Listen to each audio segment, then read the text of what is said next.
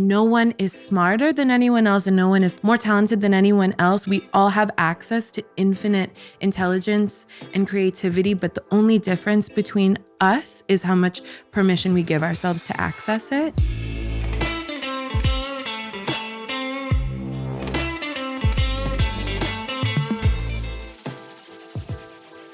Hi guys, welcome to EZA. I'm Alexis Ren and I'm Allie Michelle. We have someone really special here. I actually found her on social media and I just thought her mind was so incredible. She has an ability to speak about subjects that are super serious, but from a really divine feminine perspective, which I think we need more of in the world.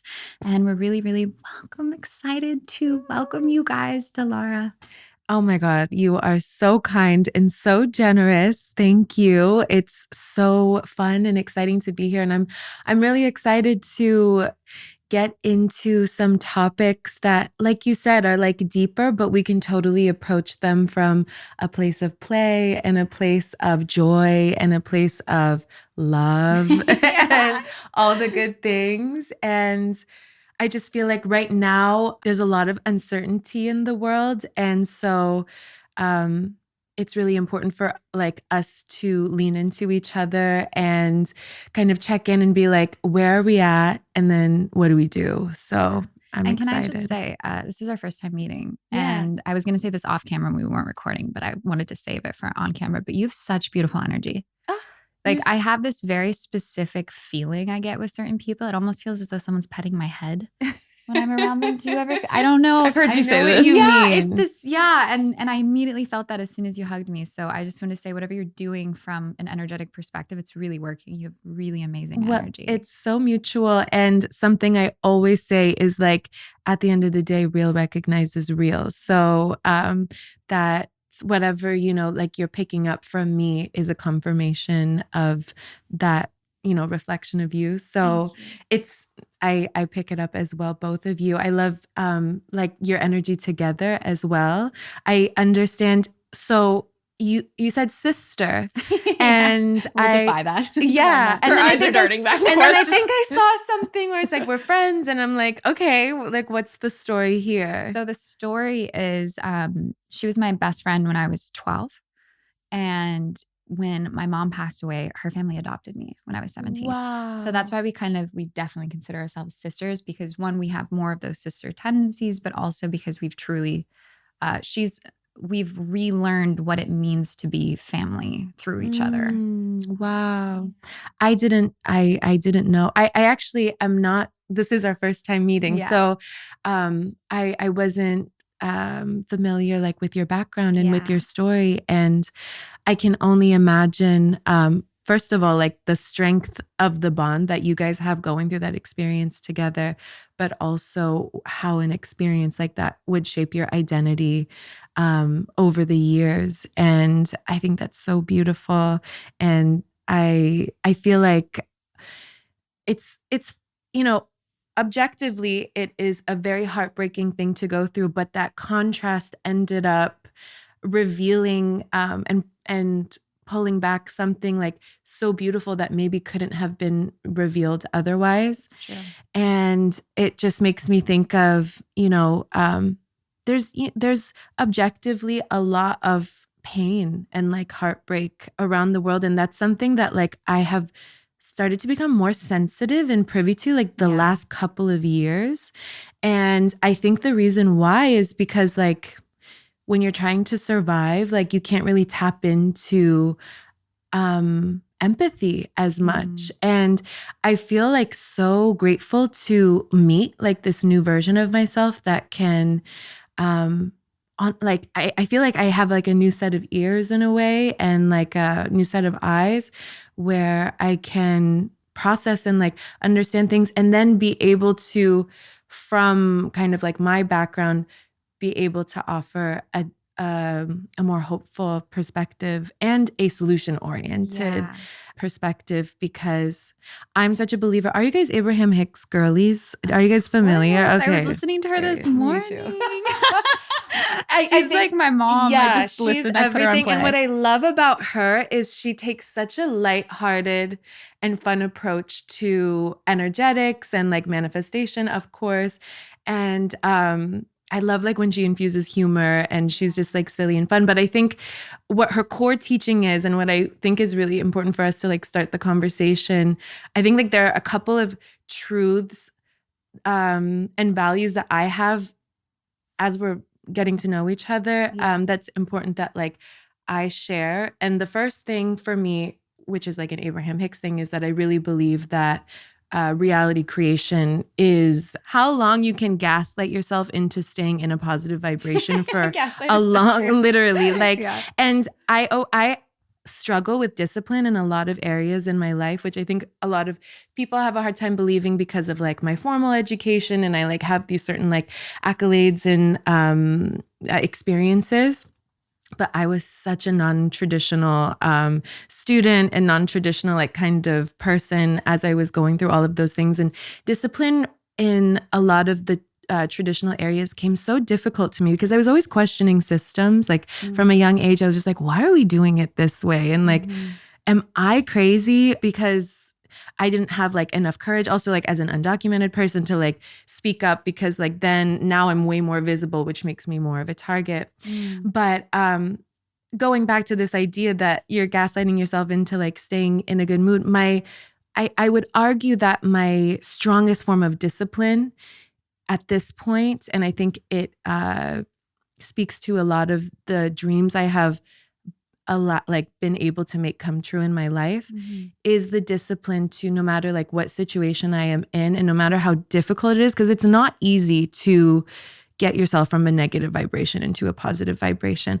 But in the same way that like getting a nice, not nice body, but like a fit or like a healthy body requires discipline and consistency, I would argue the same is true for, staying in a positive vibration. mindset, Yeah, yeah. totally. And so now I'm in a place where like I have like a six pack mentally when it comes to being able to see the good in every situation, to a point where I will get criticism sometimes of like toxic positivity and like, or being like too much of an optimistic person, and I need to like come down to earth. But I really, this is why I love like pulling up the receipts in my videos and like leaning on data and science to be like, I am really not trying to like convince you of anything. Like this is the reality of the situation. And I've also gone through enough experiences in my life where this has worked so consistently and so much that it is a science, like I really feel at this point.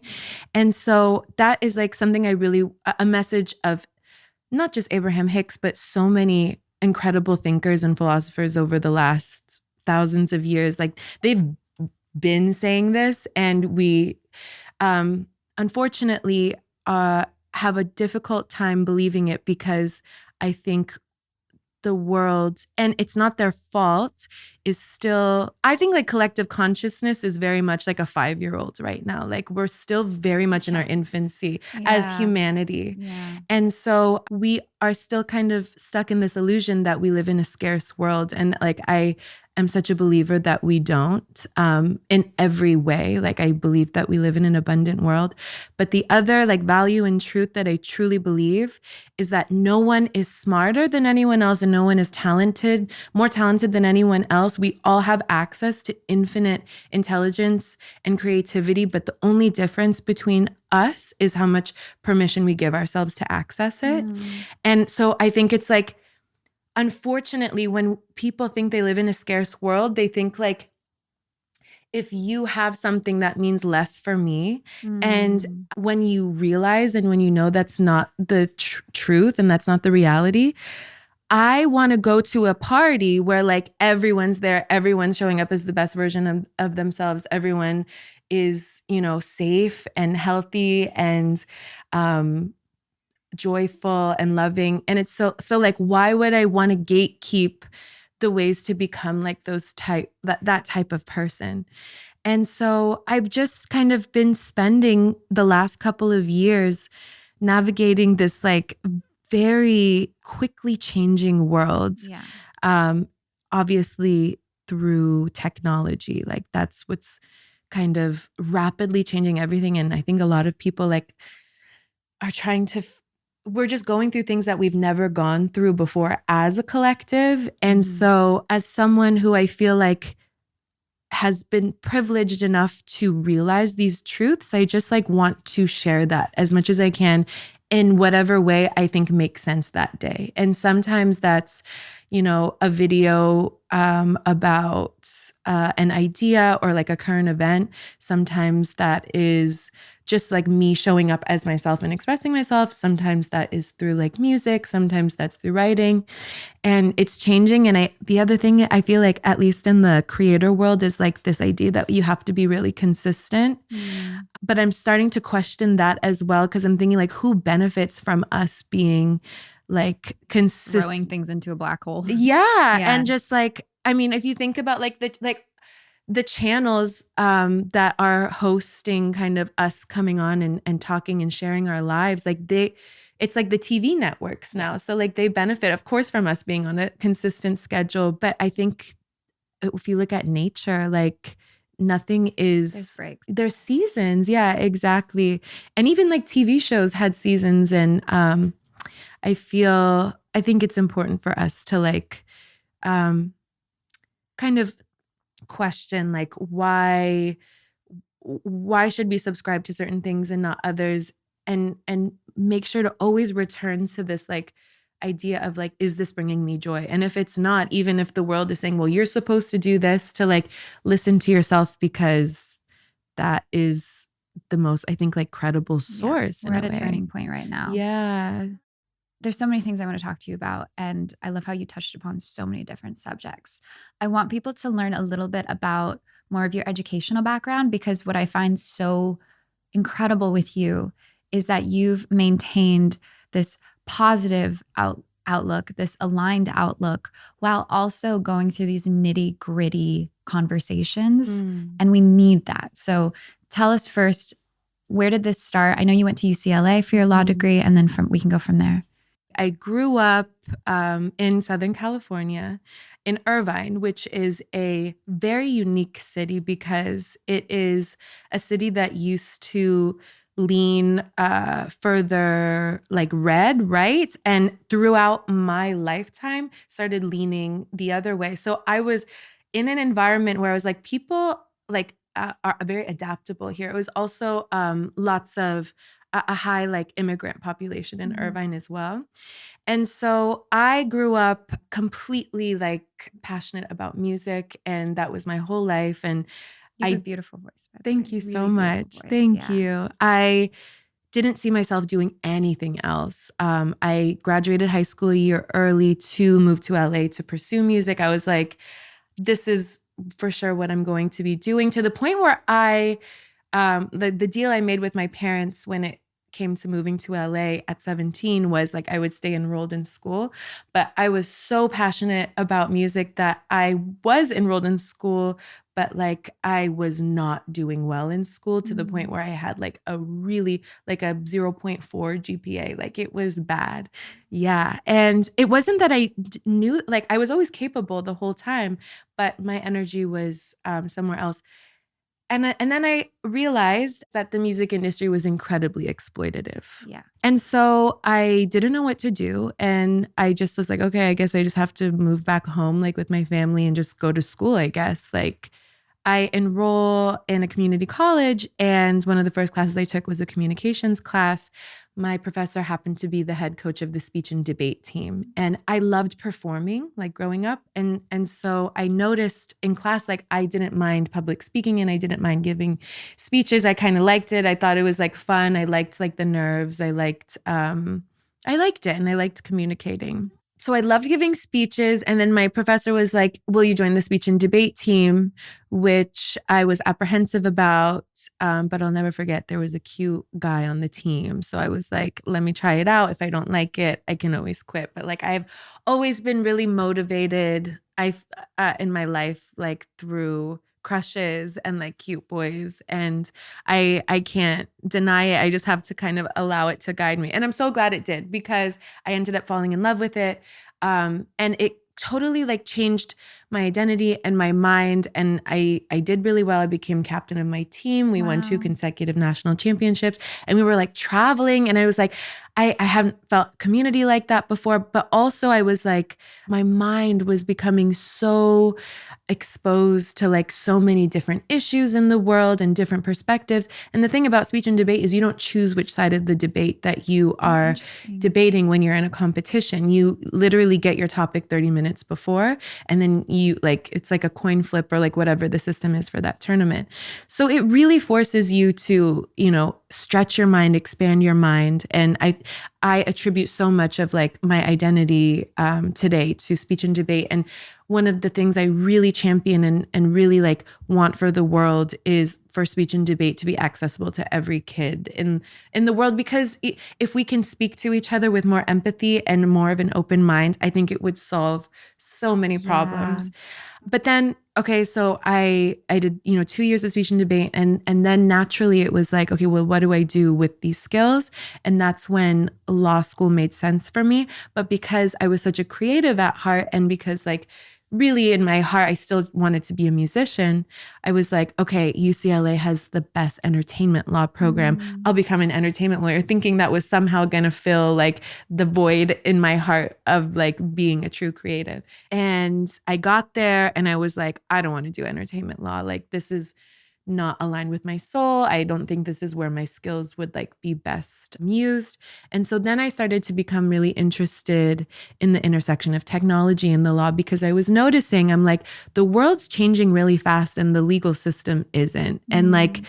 I was specifically really interested in like copyright law, because and this is like what I wrote like my big kind of like law school paper on, was this idea that a machine can create a piece of art completely independently with no human intervention. And so like if they are infringing on another artist, who's liable then? Is it the machine itself? Is it the maker of the machine? Is it the user of the machine? Similarly, if that artwork sells for $500,000, which happened, who gets paid for that art? And I was like, we need to address this, because this is only going to continue to get better, like this technology. And we see it now. And I was writing about that 5 years ago, Wow. and still there has been no changes in the legal system. And I'm sitting here waiting and looking at these scholars and thinking like, what's going to happen? But if we look at it kind of from a bigger perspective, it's this, I'm witnessing a system that isn't willing to adapt to a changing world, and it's creating a problem. And I think that is very kind of like similar to the problems that we're seeing in the world today, is an unwillingness to adapt. And an unwillingness to adapt can only be rooted from fear and from a scarcity mindset, because you think like, this has worked for me so far. I don't want to take a risk. I don't want to be courageous and potentially open up a better world. Wow. And so whatever, like I finished law school and I graduated during the pandemic. It was a blessing for me because I was able to reevaluate like what I wanted to do. And I'm so grateful that I didn't end up doing the traditional like corporate law route. Although I will say I felt like inadequate at the time, because all of, my law school friends were going off to their corporate law firms and making $200,000 on their first day, like straight out of law school. And I was like, what am I going to do? And I didn't really like have an answer, but I just noticed kind of the power of TikTok specifically, and the algorithm, and how ideas could spread so quickly, and specifically like helpful ideas and good ideas and ideas. It's like mentoring. It's mass mentoring in a way, if you think about it, because someone's life can change if someone who's already gone through the experience, essentially like your girlfriend went to the party and they're telling you if the party's good or if it's not. Like that's so valuable. Like you're saving me time, you're saving me money, you're keeping me safe. Like, especially if it's a dangerous experience and you being like, I'm already here, I can't go back. So let me at least help you. Yeah. So I was kind of like thinking about it that way. And it was like, all right, let me share like public speaking skills. Let me share my law school journey. Let me share, I was studying for the bar exam. Like, let's bring people along on that journey. And I was witnessing a huge community of specifically girls. I mean, I was looking at my like demographic breakdowns that really wanted to become the best versions of themselves, and and saw something in me that they're like, oh, if she can do it, maybe I can do it too, which I think is so powerful. Because for a long time, when you think of a lawyer or you think of a thought leader or someone who has influence or, is in rooms with these big policymakers and decision makers, you think of a certain type of person and that person doesn't look like me. And I love social media because now we're able to like see so many different stories and faces and be able to rewire these stereotypes and ideas that have been holding us back and limiting us in so many ways and ultimately preventing us from accessing our full potential. And we all lose when people are not accessing their full potential. I always say this, you gain nothing by someone else losing, and you lose nothing by someone else winning. I would argue you win a lot by someone else winning, because you can show up to the party with a cuter outfit that I can compliment you on, and like what you have to say, I get to benefit from what you create, I get to benefit from. But the only reason you wouldn't opt into that mentality is, again, if you think that there is a limited amount of abundance, resources, joy, love, like in the world. And that's fundamentally not true. And what's crazy is like religion is something that like across all religion, this idea that like the world is abundant, God is abundant, never fear, like miracles are everywhere, is so integral to like all of these different faiths. But then it was like humans that created this illusion that like you can only get access to all of this goodness if you are a good boy or you're a good girl. And then they decided the rules about like who a good boy is and who a good girl is. And I did not I did not fit into a lot of those boxes of what, was supposed to be a good girl, whether that was me getting dress coded at school, whether that was me showing up in my 4-inch heels to high school. And no one else was doing that at the time. So it felt like, but it didn't feel brave to me. I was just like, I'm bored and I want to have fun. And like, I love you. I'm not going to let you guys hold me back. Like, whatever. What's amazing is that years after, I noticed like girls started expressing themselves more at school and like wearing their heels and stuff. And then I witnessed that again in law school, because I would also kind of like be on my Legally Blonde vibes and like I want to, wear what I want to wear and I want to have fun with this experience. I'm paying so much money, like let me do it the way I want to do it.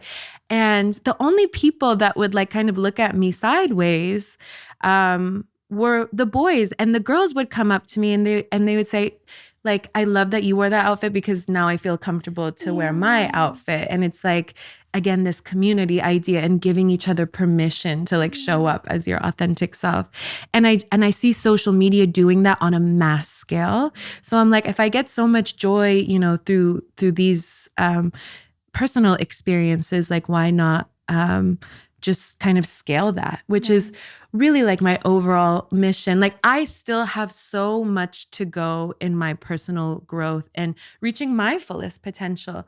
But I also, everyone is on their respective journey. And I think that we all have this kind of duty in a way. It's not a duty, it's selfish. It's trying to make the best party ever. And it's, okay, let me at least take what I've learned so far on this journey and give you the cheat codes and the shortcuts so that we can all get to this party faster, because like this is crazy. Like I don't want to deal with fear and sadness and anger and abuse and exploitation and division and like, people seeing the worst in each other. It's just so shameful. And it's just like, we could be having fun and you guys don't want to. Like, that's crazy. So yeah, I'm just like trying to create the most fun, loving, fair world I can with what I know and kind of like where I am and the circumstances and cards that I have been dealt, which I have just like noticed are unique. And so I try to lean into that, and I want like everyone to lean into what makes them unique, as opposed to doing what feels safe. But it's all evolving. Yeah. So I love how you're using parties as like the theme of like, I of the love podcast. that. That makes me so happy. And I wanted to know, how do you, because I agree social media has given us so much access and ability. How do you balance? Because I know that on the flip side of that, being on the screens 24/7 isn't really good from a biological perspective. How do you balance that Mm, within yourself? And then what have you mm. learned from like overspending time on, social media? And where do you draw that line? Because at least for me personally, I do struggle with that sometimes because I don't want to overshare. I don't want to not share at all. I've also been in it for a very long time. So I Yeah. guess I'm just kind of tired. Yeah. Yeah. You have been in it in a long time. You have been in it for a long time. And I think that there is probably so much wisdom in that. And I like really want to hear your perspective on that. But real, I'm with you.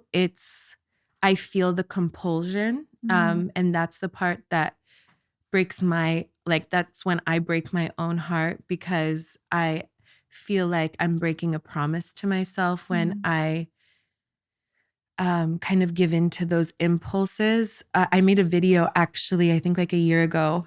It's so crazy, you guys. It's just a calculation, and they said, someone said, if you spend 2 hours a day on your phone, just 2 hours a day on your phone every day, that equates to 1 month out of the year. And not like including sleeping, like 24 hours a day, like being on your phone. Anyway, I don't even know if I have the answer to that question, because the flip side of it, and maybe this is just me being a really good rationalizer, is I feel like sometimes I'll have like, I don't like to call it a doom scroll. Like I'll have class or so, like I'll Yeah. just, I'll be learning so many different perspectives and ideas. And I think, if some of these scientists and philosophers or like great thinkers that we grew up looking up to had access to what we have access to today, they would be like, oh, I would be on my phone even more. Yeah, that's true, actually. But then, like you said, there are objectively, biologically scary kind of outcomes when we are not connecting to ourselves. So I think the answer is, I'm a huge advocate of this. You have to be intentional with your algorithm. And Yeah. if that means deleting your account and starting a new one from scratch and making sure that the posts you are engaging with are posts that are making you feel good, at least not like in a pleasure way, but like feel like a better version of yourself. Yeah. And sometimes that, sometimes that is a recipe, and sometimes that is a product that you can really help your life. And so in that sense, like I see so much value in it. If you are intentional about how you scroll. Yeah. I think that's the answer. Because if you're not intentional and you think that like everyone has the same For You page, or that like you don't have control over what you're seeing, you're so mistaken, because I mean, the evidence is there. But yeah, like commenting, sharing, watch time, like all of that's being accounted for when you're scrolling. And so if you're going to be on your phone, which I don't think is necessarily a bad thing, I just think it's very important to be very intentional about it, because the stakes are pretty high. Yeah. Wow.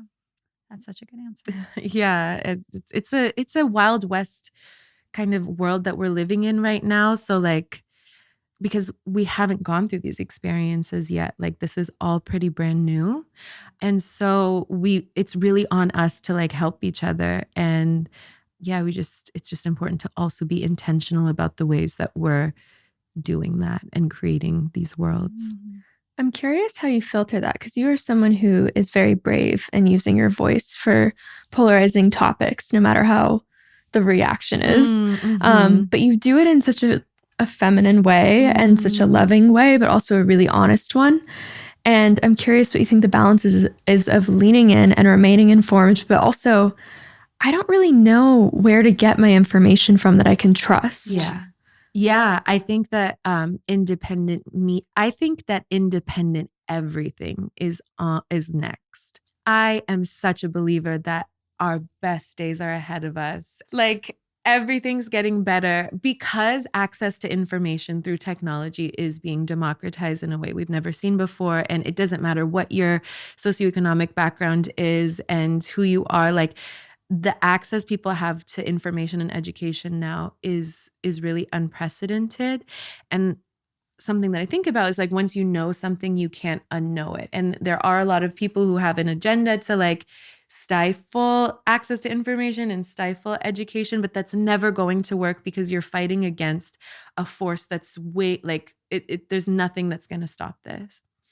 And so I feel that it is incredibly important to lean into independence in every aspect. So like kind of going back to what we were talking about earlier, like something like the music industry, people are just now starting to realize like the value and importance of an independent artist, because for the longest time, the only way that you could distribute your art was through a label or through some sort of distributor, because social media didn't exist. And so that comes with a lot of leverage, because essentially what these labels were saying is like, your survival is in my hands, therefore do what I say.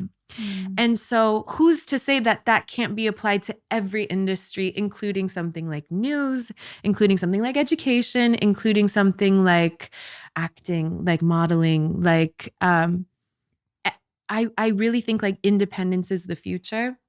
So to answer your question about like, where do you find like the news? I think that we're in a really cool time right now, because like before, like the news was a proxy for people's stories, but now people can just go straight to their phones and tell their stories. It's like, what is it called? Primary source. It's not secondary source anymore. So like, I think the way to get your news is like staying present, like staying aware, listening to people, listening to different perspectives by people who are not incentivized and who are not being exploited because it's not their fault. Like they're just trying to survive, to share certain messages that can be fear-inducing. I mean, then you get into the profit of it all. And like for a long time, like a lot of the way that information was distributed was based on how much money can this make me? And now there is, for sure, like a collective shift towards this idea that like the most important thing isn't money if you have all this money and then like you can't live a joyful life. Like what's literally the point? And that's really, so when I make my videos on these polarizing topics or like things that are controversial, I really do try to come at it from a lens of how can I convince everyone that this is like for their best benefit, like regardless of where they stand. And sometimes I won't please anyone. I won't please like any part of like the spectrum, except for those that are kind of independent thinkers and like forward thinkers. And it's so affirming and nice. And I don't think people realize how much it means when like someone that you, even like a friend or someone that you trust, will like leave a comment and be like, no, like you're right. Because like you can be like that kid in the classroom looking around thinking like, why are we doing this? And no one is affirming like that thought. So to get that confirmation, and I love like this new culture of comments, like people I think are commenting more, engaging more, and just like more kind of active in conversations. And I think that's such a beautiful thing. I mean, that's connection. Like people are connecting more. And I think that connection is the springboard to like so much beauty and love and joy and like all the good things.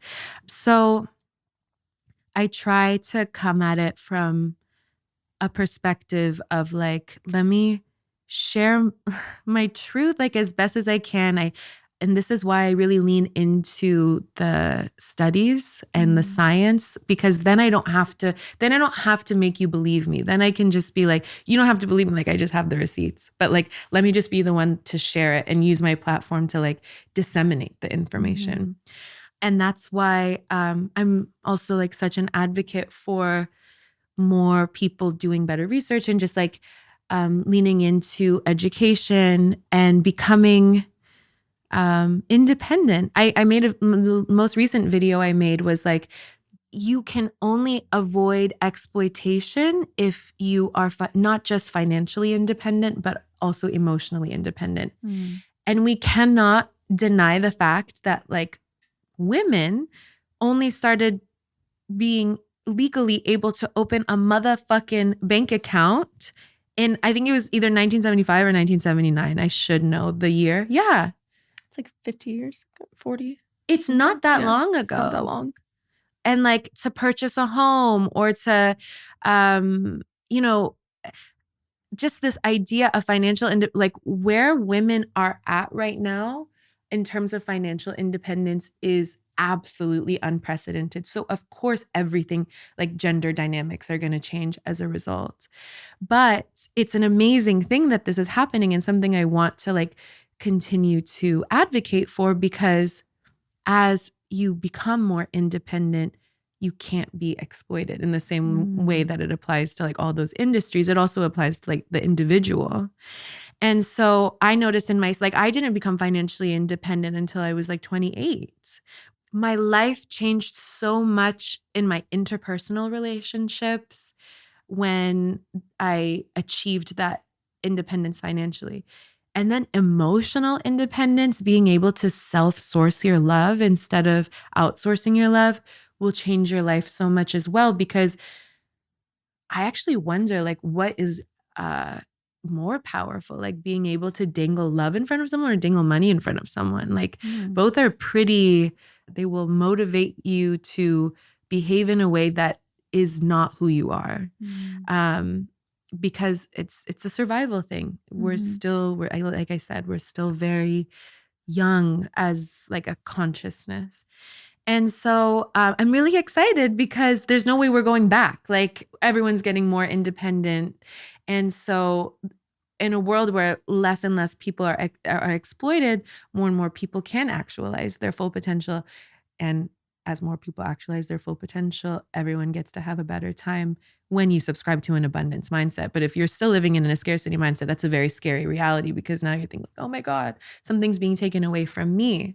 And a study that I reference is the loss aversion theory that was coined in 1979. And it's this idea that losing something feels a lot worse than gaining something feels good. So losing $100 feels way more painful than gaining $100 feels pleasurable.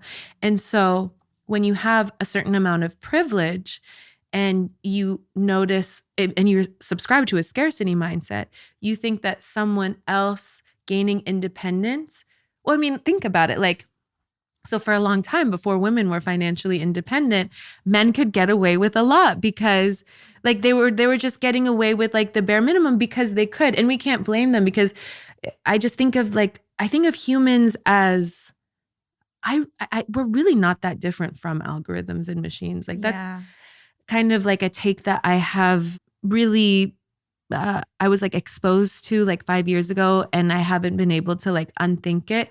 We're really not that different. And I think it's now like pretty aware when we're chatting with ChatGPT and stuff, and you're like, whoa, like this is feeling really real. And it's because, you know, the technology that machine learning is based on is neural networks. Like it's how the human brain works. And so we can't blame those who had that privilege through forms of domination because they were just trying to survive and they didn't have access to like all of the resources that we do now in 2024. But again, like things have changed. And so I think there's this big shift happening right now where, because we haven't popularized an abundance mindset enough, a lot of men are thinking as women become more independent that now they have to step their pussies up, and they don't want to do that because they didn't have to for a long time. So it's like, I have to work harder to get what I was getting before. But what I would like to like argue is like, well, don't you want to be a better version of yourself? Like for, you know, and then also you're receiving a better partner who is actualizing their full potential. Like it's just this idea of imagining, even though it's unsafe because you haven't gone through it before and it feels like a risk because you haven't tested it yet. But if you look at the logic and like the data, and you foremost realize the truth that abundance is what the universe is predicated on, then we could just all be having like a way better experience. I am curious your views on like modern relationships, because that is one thing I'm noticing is like as we're all becoming more independent and more self-reliant, there is a loss of value in commitment as we're all chasing freedom. Like we went to a Socratic debate, and basically what we took from it was we're so individualistic that we're not willing to surrender our freedom even for like the greater bonding of a community. And so I'm seeing how that's just like ricocheting into this like non-committal generation, which ironically creates a lack of freedom. So I'm just curious. Yeah. I think that's a great question. And I think about it too. I think that we are in a bit of a adjustment period right now. I would guess, I always say, I think like, because a lot of, especially my girlfriends who are very independent, they're like, we're not dating anyone, like we're not meeting anyone. I don't want to like compromise for someone who I'm not inspired by. But then like, am I the asshole, like trying to like navigate, like, is something wrong? Am I doing something wrong? And I always tell them, I'm like, just give it like 1 to 2 more years. And I think the whole ecosystem is going to change. And I think that as women are becoming financially independent, men will have no choice but to step their pussies up and to like show up as like better. But I'm witnessing it. I'm noticing in the younger generation, men becoming more empathetic, aware, intelligent. Granted, maybe like that's my side of the internet, or like my universal algorithm and like what I'm choosing to expose myself to, because I know obviously like there is a huge community of like those who are really struggling with the scarcity mindset for sure, and feeling like we were talking about earlier, their privilege slipping, so they lash out. I think 2 years from now, we're going to kind of see this new wave and new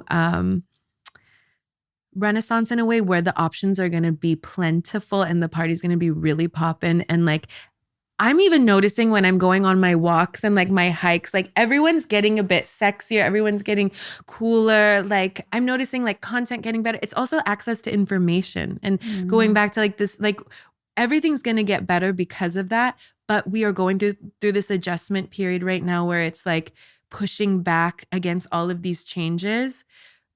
But in a similar way where it's like fault lines, like of an earthquake, like it's just, it can't last that much longer. And so I think that we're going to kind of like enter a golden age when it comes to dating and relationships and connections. And I think that they're going to get a lot deeper, more beautiful. It does make sense that it would be like a rubber band where it gets really shallow before it gets really deep. That's what I'm thinking. Yeah. That's what I'm noticing. Yeah. And I'm really excited for that to happen. But it's very important to continue to not settle. And I hear what you're saying, where it's like we have to figure out that balance of compromise or not self-isolating. But as someone who, I also am in a romantic relationship with God. So I like very much consider God like my sugar daddy, my provider. Like I really try to cultivate my relationship with God during this lull period where I also think about like like when I think about my dream partner, and I believe I deserve my dream partner, and I feel that, that will be inevitable, but I have to show up as a version of myself that like I want that partner to be proud of and to be inspired by, because I think mutual inspiration is so important in relationships. And so I'm just kind of taking this time to practice being the type of like partner I would want to be in a physical relationship. And the way that I do that is by being an amazing partner to God, which is, moving with love and kindness, empathy, open-mindedness, courage. It's also like your partner wants you to trust them. And so like every time I subscribe to a scarcity mindset, I feel like I'm being disrespectful to my creator. And so the too long don't read version of that is like you said, the rubber band, like we just kind of, I think, have to hold out for a little bit, but again, not in a reactionary way, but more so a creative way as we prepare for this like new age. I think we touched upon it a little bit, but I think for me right now, not my reaction, but I've been really prioritizing being present in my life. And I feel like sometimes social media will take that away from me if I'm not conscious of it. And so I think, yeah, just going back to that conversation about I want to know what's happening in the world. Yeah. But I also have my own world and this own thing that I'm creating and I'm loving. And sometimes it feels like that the whole world can take away from my little world if I'm not careful. Yeah. Yeah. I think it's worth considering that there isn't a separation between the two and that it's really all one thing now. And that isn't necessarily a bad thing. But it is also a completely different experience as a creator as well, like a professional creator, because it's your job. And so it's going to be a bit of a different experience. However, I think the collective experience is one where like people are growing frustrated with how much they're noticing themselves on their phone. They're like, I don't want to do this. I feel like I am betraying like myself in a way. There's a negative feeling, and I feel it as well in myself. I know what has worked for some people, I just haven't been able to do it for myself, is like having a distinct time for it. But then I think about it and I'm like, well, when we create a distinct time for it, then it's kind of affirming this idea that it is separate worlds when it isn't. We were talking about how the majority of, we can now just guess that the majority of our systems are broken in that sense, whether it be like government or whatever. How much should we rightfully engage in it if it's broken? Like, how do we fix something broken by still being in it? Okay, so great question. And I feel like the first step, there's only 4 steps to changing a bad habit. And awareness already means you're halfway there. I repeat this all the time, but I just think it's so good. And I remind myself, so it's just a good reminder. But like a bad habit is a symptom of a broken system, when I just think personally. So you start from the stage of unconscious misbehavior. So you don't know that the system is broken. You don't know you're doing the wrong thing. And then you move into awareness that the system is broken or that you have the bad habit. So now like I'm doing the wrong thing, but at least I'm aware of it. That's stage 2. There's only 2 stages left. And then you transition into an awareness of the right behavior. So let's say if I'm like trying to kick the habit of, let's say, being on my phone, now I'm aware that I'm not using it. Like I have my delineated times, like it feels like I'm aware of it and I'm doing the right thing until it moves into an unconscious good behavior. Now it's just a part of who I am and it's my identity. I don't have to think about it. It's effortless. And so I think that it's pretty undeniable because I notice it even in myself in these last 2 years, especially the last year, of an awareness of the ways these systems are broken. And that's an amazing thing because that means like we're that much closer to a system that does work. Because there was so much that I was like quasi aware of, but like didn't understand the depth of it or like didn't have the internal wiring to be able to process it because that would feel too heavy. And I think like we're all kind of strengthening our empathy muscles. I think as we become exposed, like also a big part of my identity growing up in Irvine was like, it was a very diverse population. And I'm such a believer that the more diverse, like even in nature, like the more diversity you're exposed to, like the better you are for it. And so as we are on our phones and being exposed to so many different types of perspectives and stories and ways of doing life and what works and what doesn't, naturally our empathy muscles are strengthening. And so in the same way, I think we're on a road trip going to a really good party. And I love this party you're talking about. We need to call this episode a really good party. Really good party. Literally. And I think that the next step after that awareness is now we have to get creative and ask ourselves, okay, well, what do we want? And I think this kind of goes back to Abraham Hicks, where she says that any experience of contrast, even a negative experience, refines your idea of what you do want. So that gives you the opportunity to expand your dream world and to create exactly the situation that you want. So if that's true, which I believe it is, then we're in for some good times. And now it's our duty and our responsibility to exercise our creative muscles and come up with creative solutions to problems. And I'm seeing it more and more, especially also as people are exercising the muscle of courage and of speaking up against something that they're like, this doesn't fucking make any sense. Yeah. And I might have a better idea. And for a long time, people were trying to like keep people away from their inner confidence and their inner courage because they were subscribed to a scarcity mindset and believed that like, okay, well, if you realize that this system isn't working for you and it works for me, where I don't have to do the most in order to, not even the most, but like an appropriate amount to live the life, that I want. There was like an incentive before, and that incentive every day is diminishing as we move to more independent models. And so I'm really excited to see the world become more independent. All of these industries shift into an independent model. That's something I think will coincide with like men getting better and more quality in the next couple of years. All interconnected. It's all interconnected. Yeah. So I'm like, my mood and like can maybe be a bit jarring to people because it's like, look around, like people are really hurting, and absolutely. But I can also see where we're headed and that the best times are ahead of us, and that like we have never been closer to a more fair and loving world.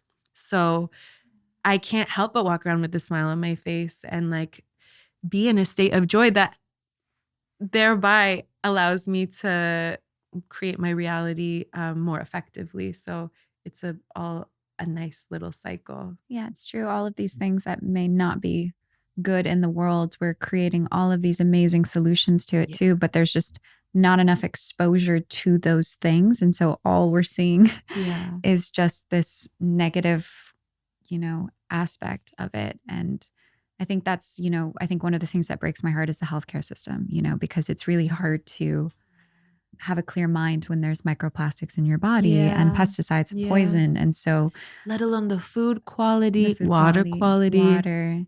So there's a lot happening to us while we're also being fought from a programming perspective of, we don't want you to have this confidence. And I think that was something I've had to reckon with, is realizing that there isn't a villain, there isn't a guy in a mask at the top. It really is just so many huge industries with people that just have one job and they don't think about anything else other than that one job. And then they're it just trying keeps, to survive. They're just trying to survive. That they think is the best way to survive. And they need someone to tell them, no, there's a way better way to survive. And it's way more fun and cool. Yeah. I want to talk to you a little bit about AI and kind of like where you see that going.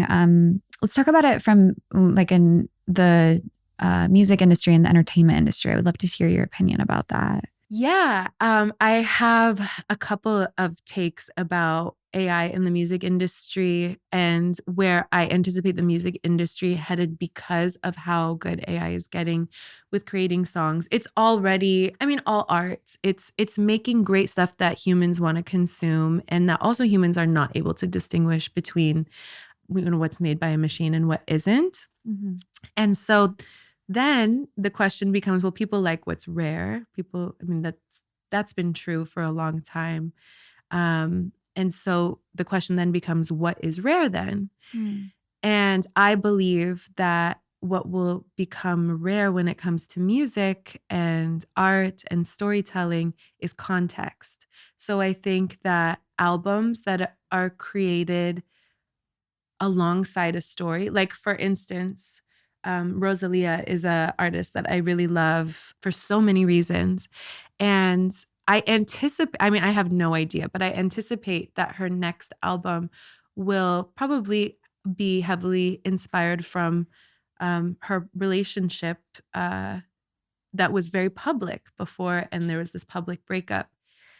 I think people are going to connect to the context around the album so much more than someone just putting out an album with really good songs, because AI can just make that. In the same way, this is what I wrote about when I was in law school.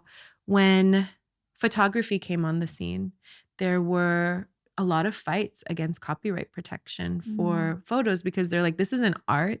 Like, painters are sitting there and like spending hours slaving over a painting, and you're going to come here, press a button and think that it should get like the same protection as that. And it was this like doctrine that like the amount of effort you put into it correlated with the artistic value of it, even though now we know that's not true. But it was just like artists obviously being scared because like, we're going to get replaced. Like, I was, that was my livelihood, was taking this image in my mind and then putting it on a canvas, and now you can do it so easily.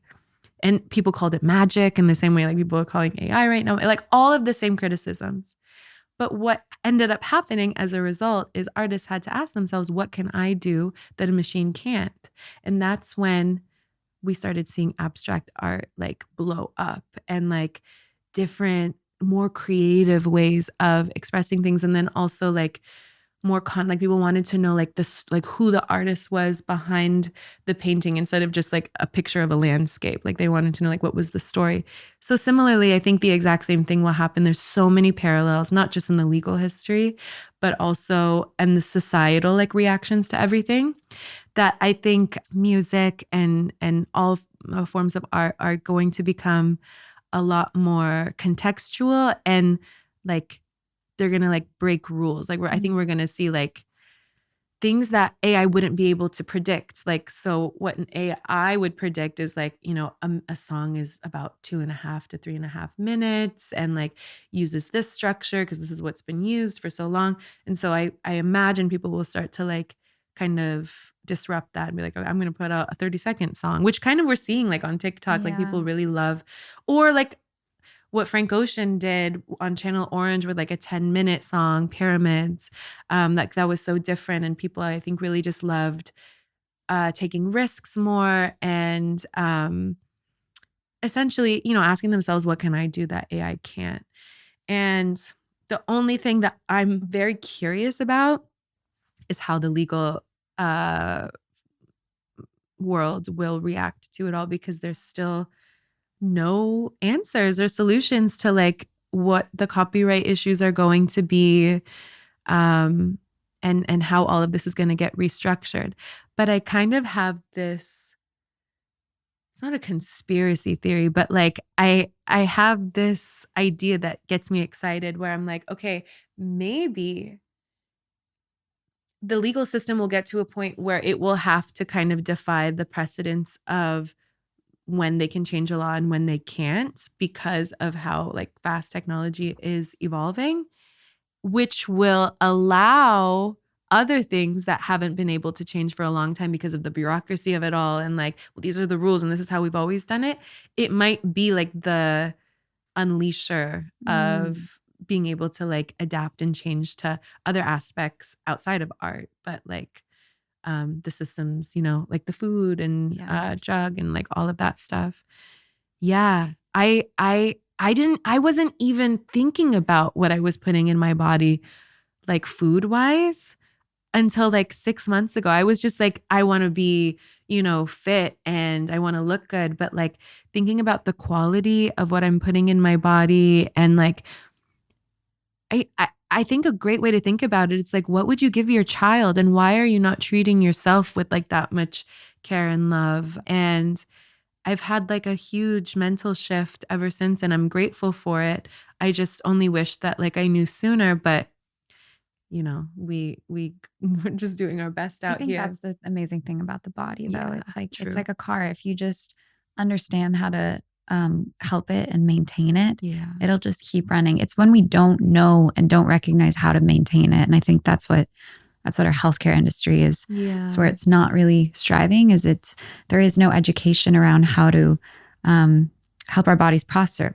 It's just, you have a disease and then here's a pill. And so our bodies have the most incredible ability to bounce back. So the fact that you started is like, that's the win in itself, Yeah. And speaking of the body's amazing ability to bounce back, it reminds me of what happens when so many individual things act with a unified purpose. I think that the miracle that is our bodies is because all of our cells are working together for like one mission. And when your cells disagree or start fighting with each other, like I'm pretty sure that's like what cancer is. It is. And so I think it's so silly for us to even think of humans as something different than like leaves on a tree. Like we're separate, but we're all in this together. And it's just so inspiring to me. And it just reminds me, like every time I get caught up in the illusion that there is any sort of separateness between us, that it is an illusion, and to really like treat everyone as a reflection of myself and a reflection of God, universe, source, whatever you want to call it. And I think, that is something that needs to be, I would like to see more of in the world. So I have to walk the walk. Yeah, walk the walk. Walk the walk. Yeah, you're like, time to talk. I don't know.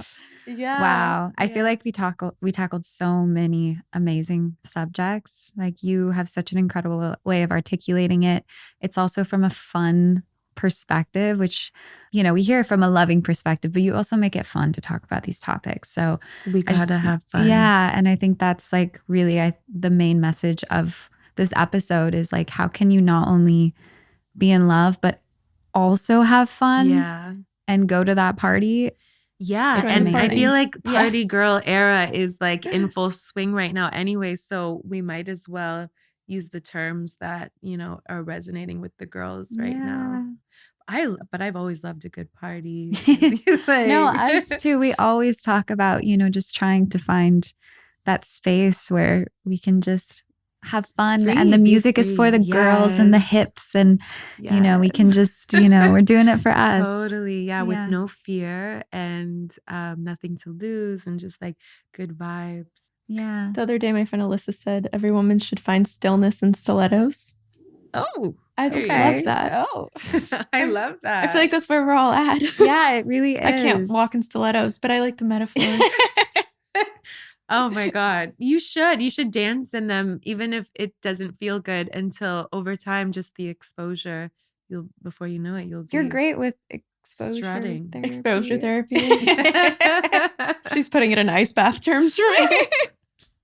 Literally. No, but it's so real. Everything is just exposure consistency. Yeah. So wow. we just have to make the choice. Yeah. I feel like this has been such an incredible episode. I so enjoyed listening to you, and you're such a light, and I'm so excited now that we're friends. Me too. And like neighbors. Yeah, literally. Which is crazy. Oh, I could walk. I could like walk here. Yeah. It's so sweet. That's so nice. Yeah. So fun. Oh my gosh. We're very blessed. It's a wonderful area. Yeah, we have a good little area. Yeah. All right. Well, is there anything else you would like to say to our listeners? Anything on your mind? Just have fun. Yes. And be loving and follow your heart. And yeah. It's the snap. She's like, that's all. Snap.